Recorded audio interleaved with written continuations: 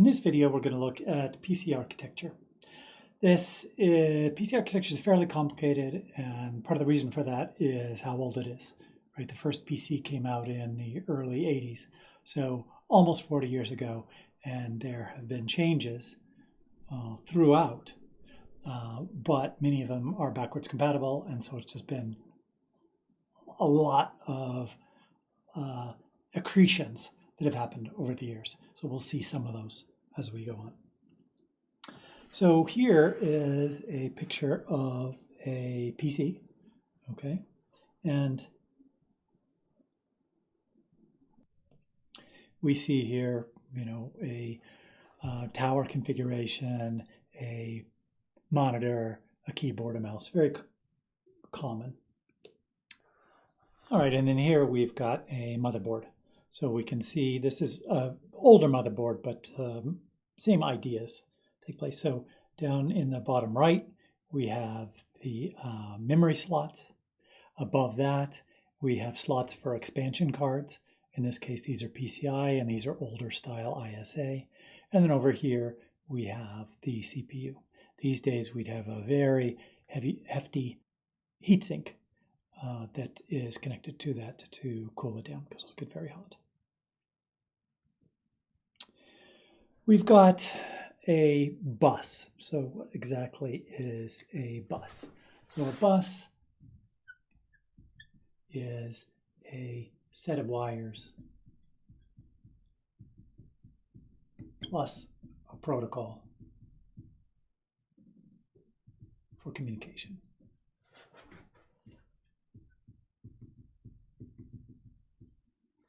All right. So we have got, for communicating between the CPU and main memory, we have to specify addresses. So if we want to, for instance, read from main memory, we put an address on the address bus. We then send on the control bus an indication that says we're doing a read, and then that goes to main memory. Main memory then looks at the address, goes to that address, gets out the memory, puts it back on the data bus, and returns it back to the CPU. Okay, so the CPU writes addresses. The CPU reads and writes data. So if it's doing a write, then it's writing onto the data bus. If it's doing a read, it's reading from the data bus, and it also writes to the control bus. I/O is also happening on this same bus. Right? So what happens is actually the CPU is writing an address, and then on the control bus, we'll have an indication that says, is memory or is I/O. And so when the CPU wants to communicate to main memory, it puts a memory address on here and then sets the control bus to say that we're talking to memory. If it wants to instead go to the I/O, then it writes an I/O address and possibly writes to data if it's doing a write. Again, if it's doing a read, it doesn't write to the data. And then we'll on the control bus put that this is I/O. So we will see in a bit the instructions that actually cause the CPU to directly talk to the I/O via this bus. So if we look at how I/O is done and how the connections between the various peripherals happen, we have the CPU, and then the CPU can either talk to its cache or talks to the PCI bridge. And so this is, again, part of PC architecture. PCI bridge then uses the memory bus to go to main memory, or may go over to a PCI bus. And the PCI bus then has a bunch of different devices on that bus that are listening. So there's the graphics, USB, which stands for Universal Serial Bus, so that's its own bus. SCSI, which is not so common these days. Today you might see, for instance, SATA. ID is also an older disk controller. SATA, eSATA, and so on are more common these days. So if we look at USB has coming off of it a keyboard and a mouse. The graphics controller talk to a monitor, and so on. So it's fairly complicated set of connections here, but much of it is handled by this PCI bus. So this is PCA architecture. This is really any sort of stored program architecture.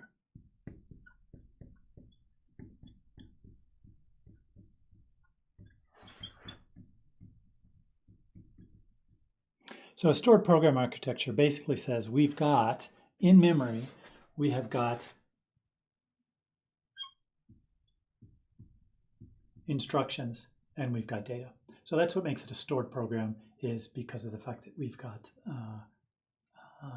the instructions stored in memory along with data. And then the loop that really happens by the hardware is just go through, fetch an instruction, execute the next instruction, fetch an instruction, execute the next instruction, and so on. And so that is really it. It just goes through to memory, getting instructions, and then some of those instructions operate on data. All right, so let's talk a little more about instructions. So we've got a pointer that references where the next instruction is to be read from. So what the CPU is doing is using this instruction pointer to say from where shall I fetch the next instruction. So this points in the memory and it gets, let's say for instance, this instruction. After it executes the instruction, then the instruction pointer gets updated. So in this case, if this instruction, I don't know, let's say moves one value from one place to another place, then the next instruction is the one after this. Okay? Some instructions cause the instruction pointer to change not just by incrementing, so not just by going past the previous instruction to the next instruction, but instead going someplace different. So a jump instruction, for example, or if we call a subroutine, or if we return from a subroutine, or there are conditional jumps, all those sorts of things will cause the instruction pointer to change from what it would normally be, which is the instruction after this one. The x86 has a variety of different registers. So the most common ones are, so let's look at the A, B, C, and D registers. All right. And there's a little bit of history there because originally these were just 16-bit registers. So we had AX, BX, CX, and DX. And those were broken down into the high byte and the low byte. So AH, AL, BH, BL, CH, CL, and DH, EL. Okay. Along with the evolution of the x86 architecture, those 16-bit registers became 32-bit registers. So rather, they were extended so that there were an additional 16 bits at the top. So we can still view this entire 32-bit register as just the low 8 bits, which is AL, or the low 16 bits, which is AX, or the entire 32 bits, which is EAX, for extended AX register. So EAX, EBX, ECX, EDX are all these 32-bit registers. Okay. Then we also have the BP stack pointer is an important one. So that is where on the stack. We also have some SI and DI registers that are used for some indexing of strings, so on. Some registers are used for these specific purposes, like the stack pointer is intended to be used just for the stack, but some are these general purpose, A, B, C, D, for example. So a example instruction would be adding EX to the BX register. So the 8086 was this first x86 CPU, and it had 16-bit registers, right? We saw AX, BX, CX, DX, and so on, and the stack pointer, in fact, was a 16-bit register. But the address bus was 20 bits. So what that meant was you could address from 0 to 2 to the 20th. All right. However, if you were using a register, like let's say the stack was only 16 bits. So therefore, if we look, 2 to the 16th might be somewhere down here. And the 16-bit registers could only access within this 0 to the 16th. So what about this remaining what is this, 2 to the 4th, so 16. So this is 1/16 of the total 2 to the 20th that could be addressed. So how do we do that? Well, what happened is they said, okay, let's go ahead and take these 16-bit values and we'll manipulate them, okay, by using another register that says kind of where they should start. So there's still going to be a 2 to the 16th or 65536 window into this address space. But what we can do is, let's say for the stack pointer, let's say we have a stack pointer that points to here. Okay, so this is the stack pointer. We can then go ahead and take a SS register, and if it were 0, then we have a stack pointer just is within the 0 to the 2 to the 16th range. But instead what we can do is we can take this and multiply it by 16 and then add our stack pointer. Okay, so what would that allow us to do? That would allow us to take, for instance, if we change this to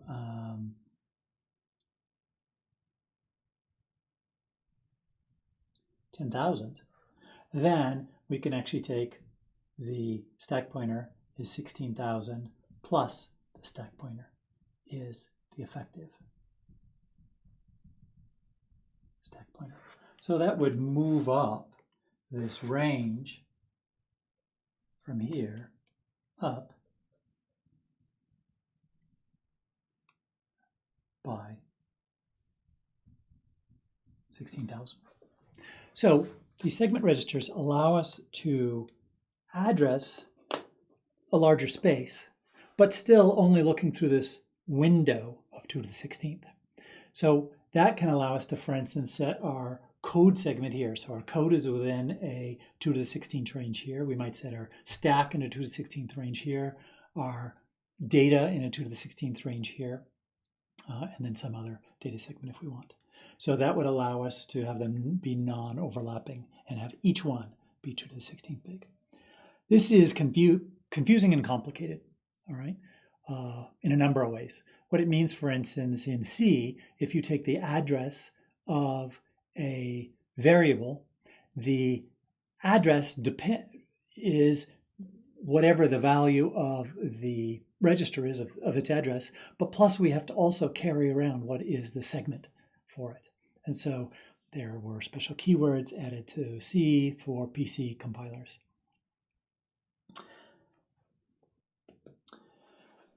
This all became a bit simpler when the 8386 came around. Okay, so the 8386 was very simple. 32-bit data, 30-bit addresses, 32-bit registers. Okay, so that's where we got the EAX. And so 32-bit data, 32-bit address buses, and also 32-bit registers. So that makes life simple. It's what we call a flat address space, flat pointers and so on. And in fact, then it's got extended even to x86-64, which has 64-bit data and address buses. Okay. There are some backwards compatibility issues. So the issues are, one issue is that the PC originally didn't have this 32-bit mode. It just had a 16-bit mode. And so for backwards compatibility, the x86 line all boots into 16-bit mode, or what's called a real mode. Okay, and then it's up to your boot code to actually switch to what's called protected mode, where you have 32-bit addresses. Complicated, all right? And in fact, what's kind of odd is if you're in the 16-bit mode, you might want to actually refer to a 32-bit address. How do you do that? There's a special prefix that comes before the instruction that says, hey, for the duration of this instruction, you can use 32-bit addresses instead of 16-bit addresses. Okay? So, and then there is a special assembly opcode, code 32, which is an assembly instruction that causes that special prefix to be inserted. So for the short period of time while you're booting, there's some complications of you're in 16-bit mode and you need to do some work both to get yourself into 32-bit mode and while you're in 16 mode to be able to be specifying 32-bit addresses. The 8386 also added virtual memory. That is, there are page tables. We'll look at that in great detail. Okay? But page tables are basically what allow us to do virtual memory.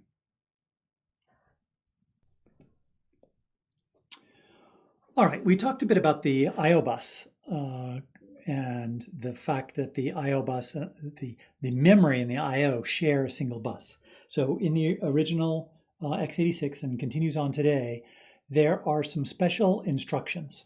So the special instructions are port instructions, right? So where you can actually write to a port or read from a port. So these instructions were intended to be doing I/O. Okay, so you could read from a port. That's in this case, it's INB, and OUTB is writing to a port. And what happens is you specify a port number, and that's effectively an address. Okay, so that port goes to an address on the bus. And these instructions also cause, in the control bus, to specify that this is I/O and not to memory. Okay.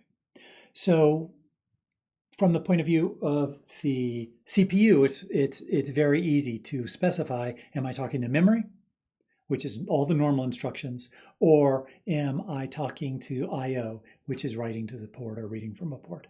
And the difference is it'll be changing this bit on the control bus. One problem is there's only 1024 addresses that are specified, that you can specify as ports, okay? And it turns out this was just not general enough to work well for doing I/O. So there is another form of I/O that's done. Okay? And that form of I/O is memory mapped I/O. So the idea here is we have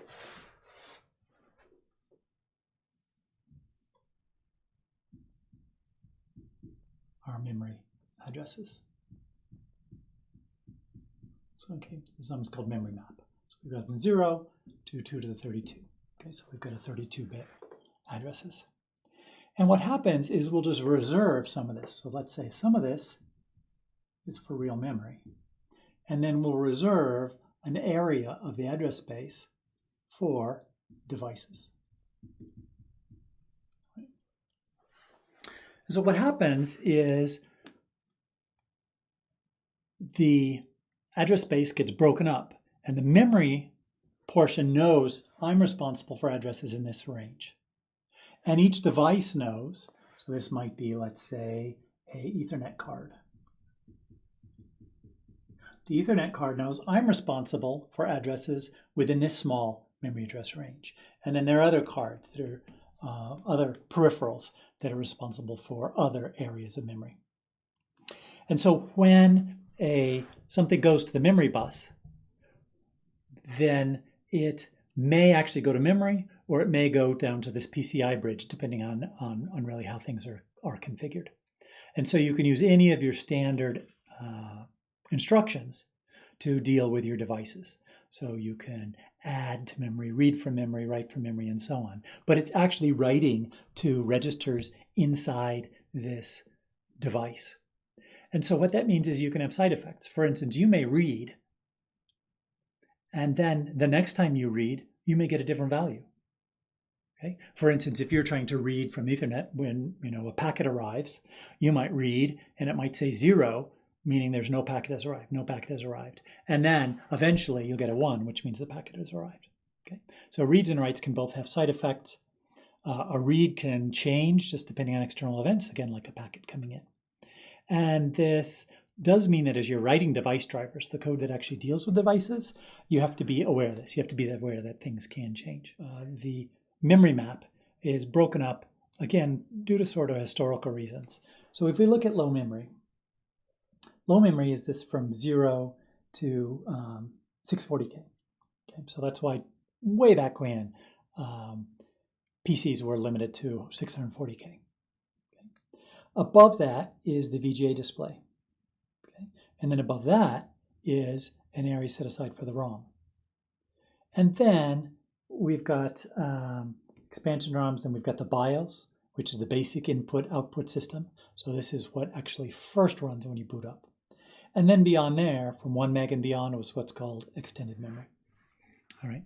So initial x86 machines just had this 640K of memory that was accessible, and then what got added on was this extended memory.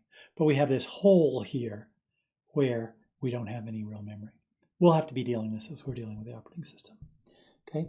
And then above here, we have unused memory, and then above here, we have our memory map devices, or at the top of our 32-bit address range.